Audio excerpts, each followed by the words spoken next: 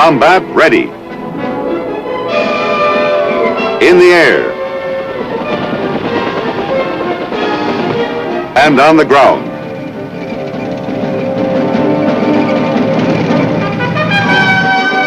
Airborne. Air mobile. Mechanized. Foot soldier. Men of the 8th Infantry Division, the Pathfinders, on guard in West Germany to discourage communist aggression.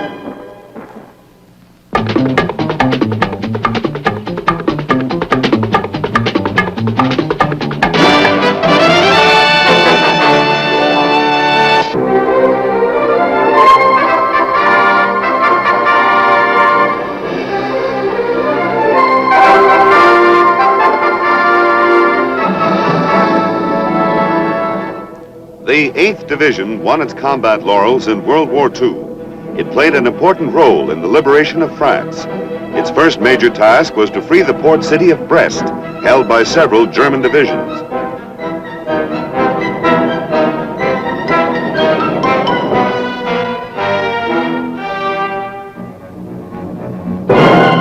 The Nazis were holed up in bunkers like these, where they put up a stubborn resistance. Finally, in September 1944, the besieged Germans surrendered, 50,000 of them. Then the 8th was moved across France to the tiny country of Luxembourg. Its mission was to launch an attack on the German border fortifications known as the West Wall. Luxembourg is well remembered by the Pathfinders. Some of their hardest fighting took place there.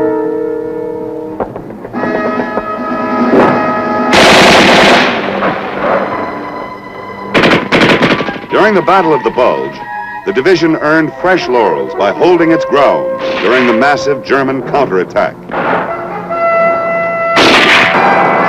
When the enemy drive collapsed, the Pathfinders moved swiftly to the offensive.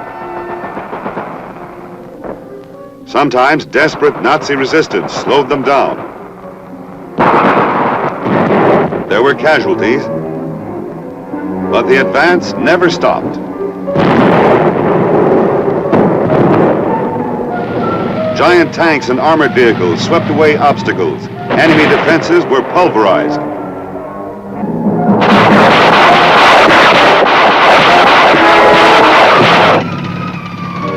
The Pathfinders poured across northern Germany in a roaring avalanche of wheels and tank treads, leaving behind a grim litter of destroyed enemy tanks and vast hordes of prisoners. An incredible total of over 300,000. It wasn't long afterward, early in May 1945, that the men of the 8th Infantry Division met the men of the Red Army at the Elbe River. The Pathfinders had played a vital role in bringing the European war to an end and were much honored for it. Among their awards were 3 Medals of Honor and 5 Distinguished Unit citations. The Pathfinder Division went home, but in 1956 it was back in Germany, this time as part of the NATO team, forming a defensive bulwark against aggression from the east. The bulk of the 8th Division is located west of the Rhine River in the Rhineland-Pfalz area.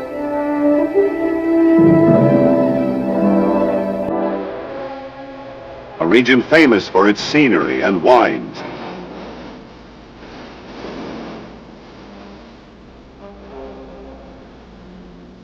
Its cathedrals, hundreds of years old.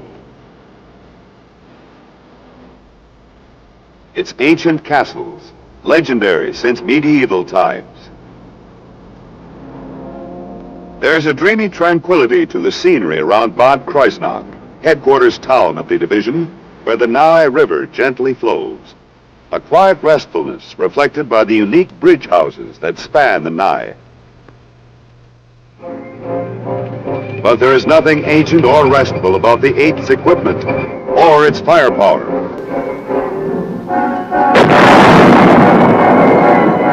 Or the intensive training its men get. Indeed, in one respect, the 8th is unique among all the United States Army's infantry divisions. Its 1st Brigade is completely airborne, besides being mechanized.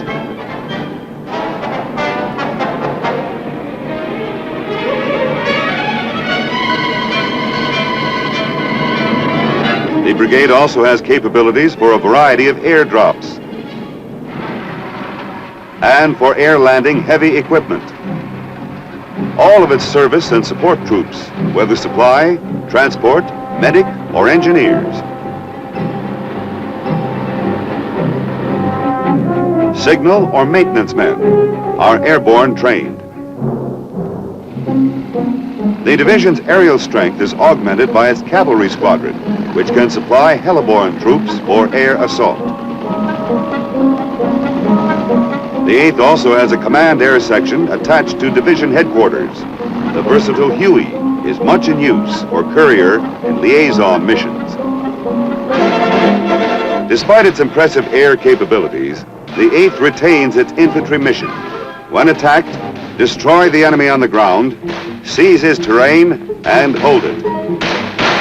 It is still the foot soldier who faces the ultimate moment of truth, when he closes with the enemy on the battlefield.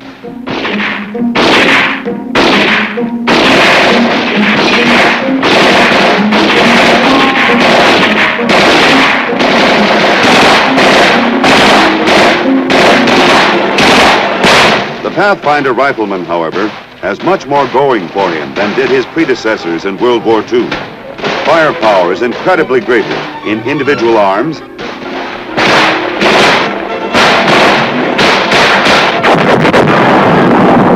in artillery too.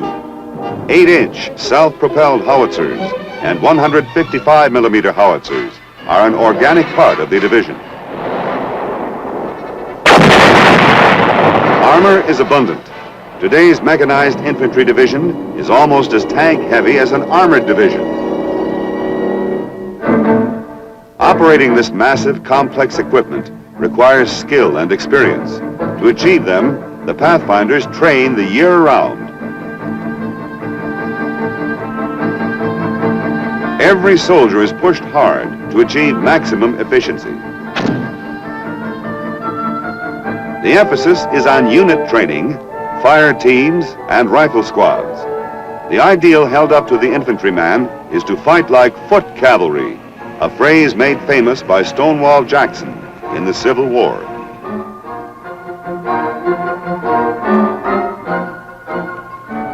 Training phases into maneuvers with larger units of battalion and brigade size. These maneuvers are known as operational readiness tests. 31 elements, this is control. Move out now.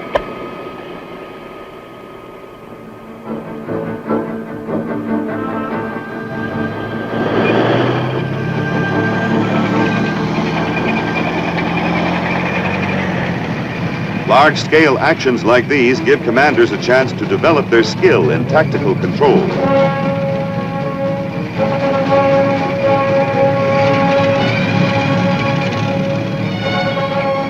Their effectiveness is carefully studied and evaluated.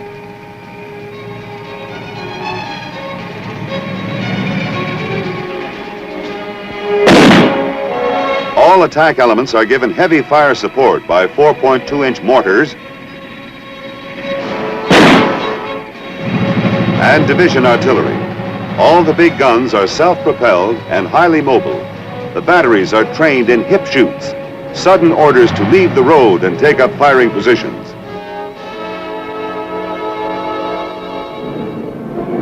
Paratroopers hit the silk as part of the operational readiness test. The 8th Division's airborne troops have participated in NATO maneuvers all over Europe. Once on the ground, the troopers hurry to link up with mechanized elements.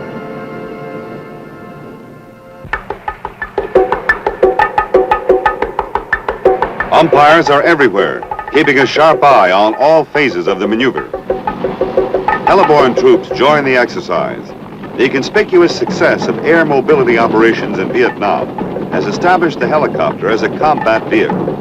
The tactics of air assault are now part of every U.S. Army division's methods of operations. Training in air assault is rigorous. Speed and shock effect are of the essence.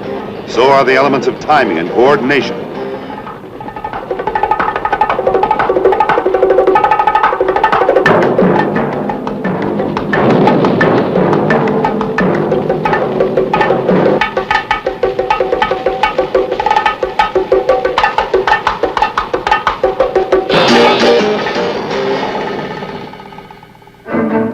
Specialist troops of the Division Support Command also go into the field during operational readiness tests.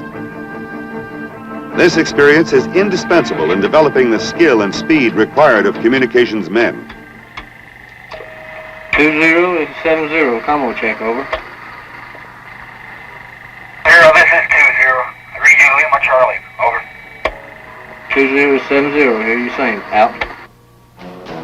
The same holds true for the engineers, who must learn to handle their complicated equipment under field conditions. Here an armored vehicle-launched bridge is put into position.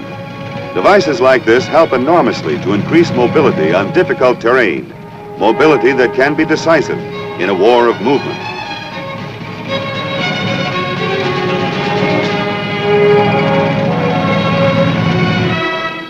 For the medics, too, maneuvers are a test of speedy movement as well as medical skill. The Transportation Battalion is out in full force.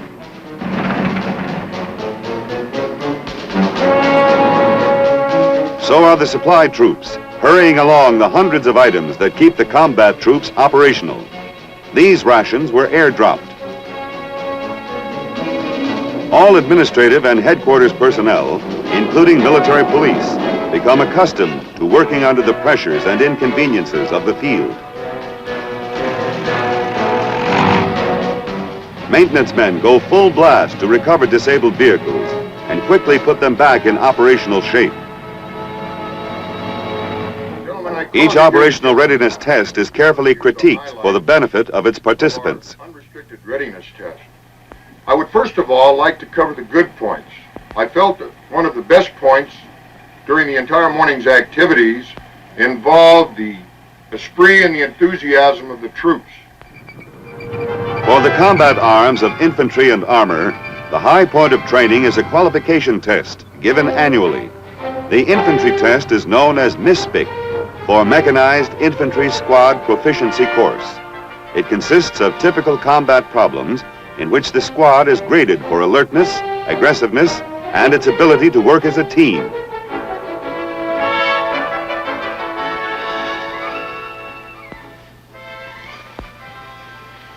Opportunity, move on! Let's go! Opportunity! Pick up that flame of fire! Let's go! Move out! Keep moving! Get on line! Get on line! Bravo team, move on! Left flank! Let's go! Move on! Let's go! Let's go! Get it! Get it! Get out! Let's go! The commandability of the non-commissioned officer in charge of the squad is of critical importance to the success of the test.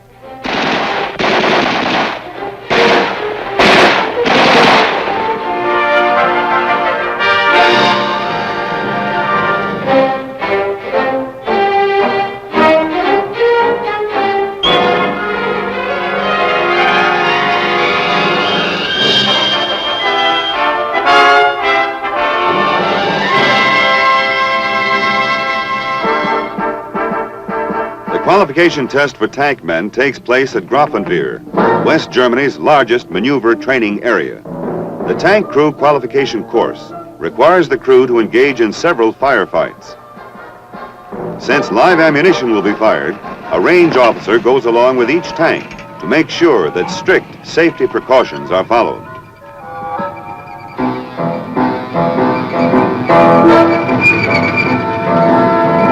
The crews are rated on their swiftness of response, accuracy of fire, and the quality of the tank commander's leadership. Fire!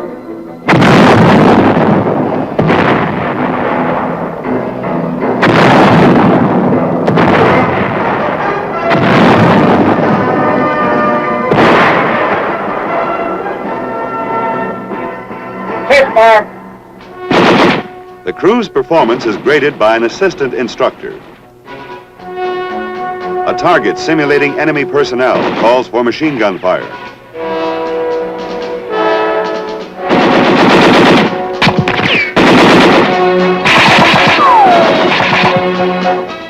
The men who handle the big artillery pieces must also pass an annual qualification test.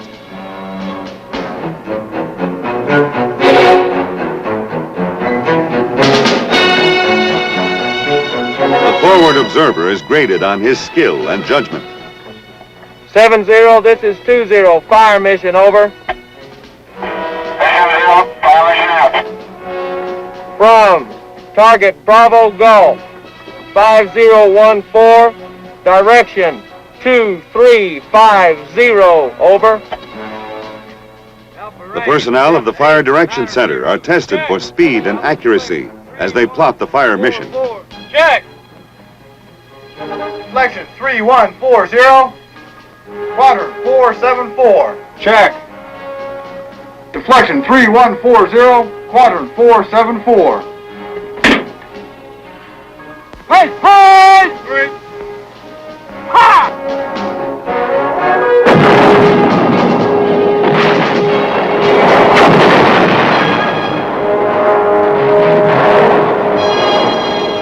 Section! The heavy mortar crews also go through qualification tests. Good teamwork is of the highest importance between members of the crew and between the crew and its commanding officer. Charge! 1-1 and 1-8. Elevation! 0900.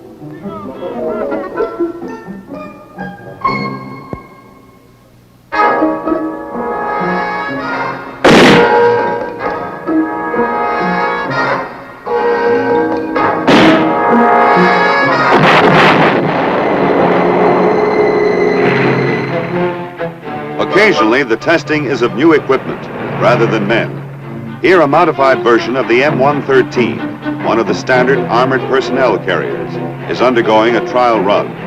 Its modifications, based on lessons learned in Vietnam, include belly armor and firing ports on both sides of the M113.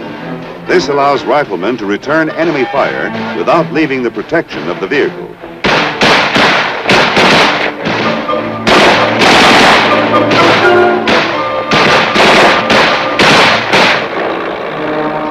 The vast extent of mechanization in the division places great responsibility on the maintenance battalion. Its technicians put in long hours to keep equipment combat ready. Unglamorous work, but it is appreciated by the combat troops. They know the maintenance mechanics will, if necessary, move right onto the battlefield to service their war machines. Many men come to the battalion fresh from mechanic schools. Others, without formal training, are assigned because they have shown mechanical aptitude.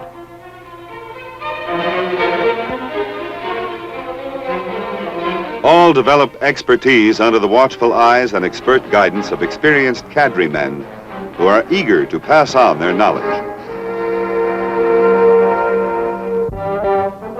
Controlling the myriad spare parts that must be stocked and issued is a tremendous problem in logistics. The division has automatic data processing equipment, which is used extensively to keep track of the flow of spare parts, many thousands in number. The Airborne Brigade has special maintenance requirements. Parachute packers on whose skill the lives of their airborne comrades depend, their own lives as well, for these men are all qualified jumpers.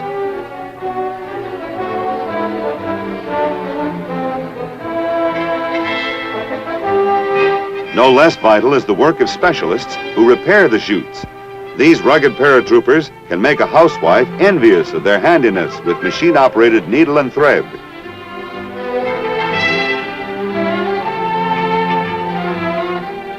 The airborne maintenance people also operate this drying tower. Parachutes must be clean as well as dry. Seasoned non-coms check the riggers' work. Check your canopy leases. Check your quick release box is good for mud also. Agree. Check the sowel. So you have mud here, brush good here. Check the back of your backpack here. Okay? Mud here. Hang on a second. Check all hardware on your for mud.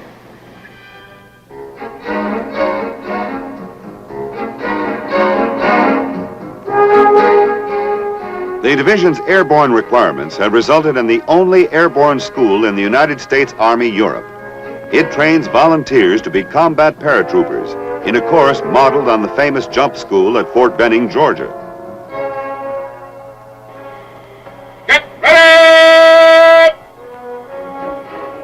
This experienced jump master teaches the skills of his specialty to qualified paratroopers who aspire to this highly responsible job. Inboard personnel, stand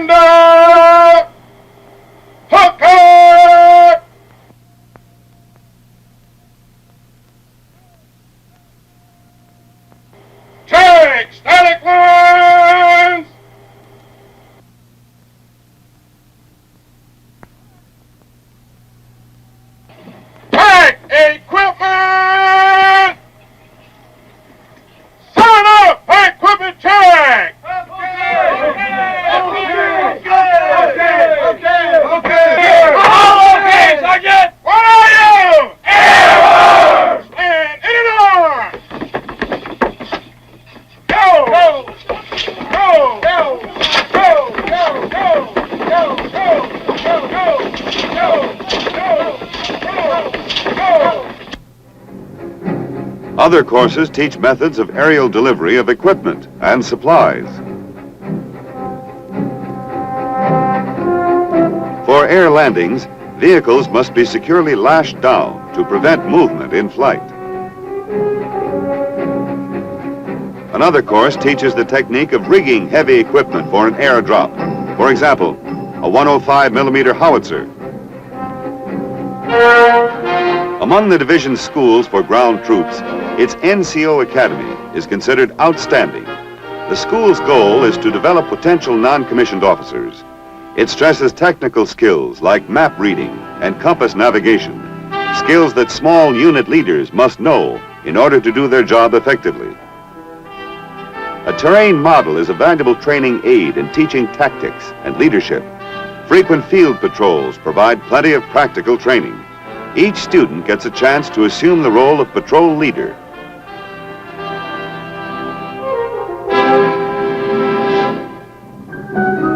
Preparations for the patrol exercise are made in deadly earnest.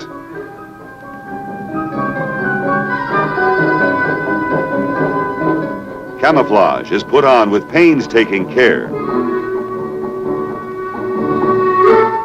The patrolling course given at the NCO Academy is adapted from the long-range reconnaissance patrol schools developed with great success in Vietnam.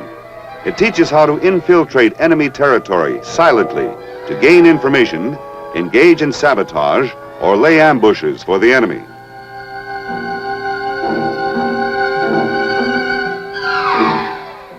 The role of the enemy is played by other Pathfinder soldiers.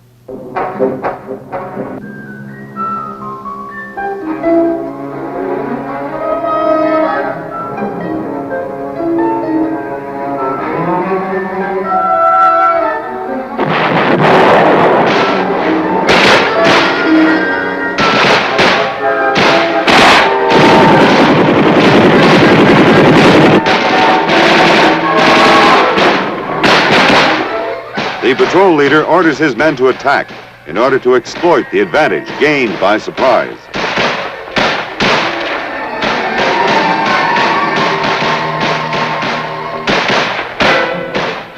The firefight is brief and one-sided. The enemy is wiped out. An instructor follows the entire action carefully, grading the patrol leader and the other students. A critique follows immediately, while the events of the patrol are still fresh in everyone's mind.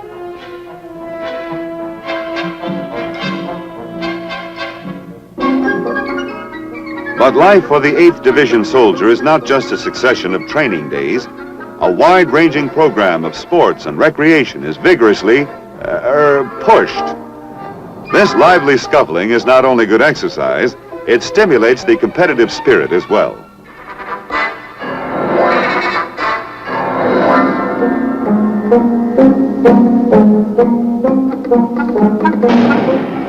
This competitive spirit is further sharpened by the Pathfinder's Advanced Marksmanship Unit. Its pistol and rifle teams have won dozens of prizes in competition throughout the U.S. Army Europe.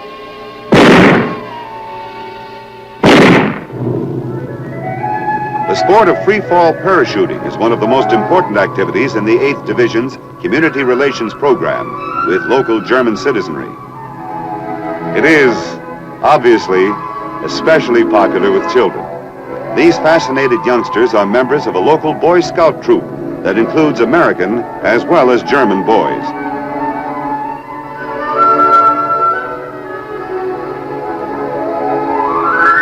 They consider the parachutists and the 8th Division to be absolutely wunderbar. A sports parachute club is open to all Pathfinders. It gives a monthly course to newcomers on the fundamentals of free fall parachuting.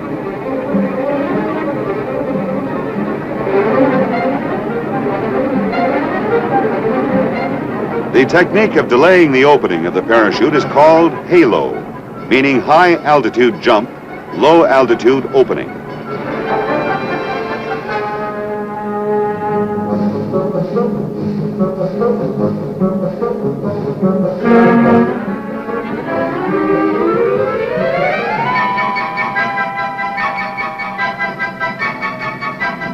From the 8th Division comes the U.S. Army Europe's competitive parachute team.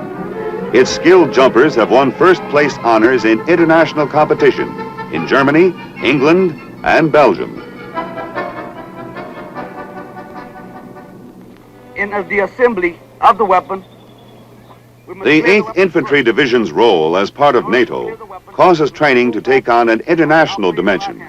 Pathfinders give instruction to their NATO allies and vice versa. after you have pulled back on the operating right handle and the boat is to the rear, you check in the chamber.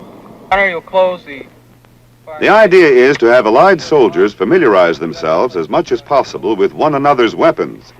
Here, soldiers of the British Army of the Rhine are receiving training in firing the U.S. Army's M60 machine gun. Safety. Yeah. Make sure that the handle is down so that you can fire.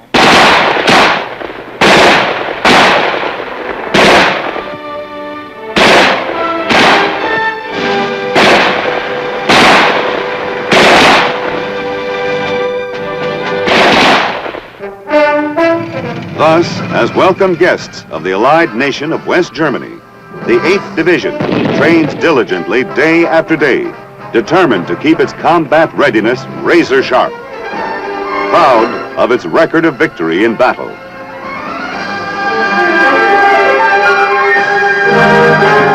Confident that its formidable firepower and mobility will give pause to any nation contemplating aggression, hopeful that its presence in Europe as part of the NATO shield will ensure peace.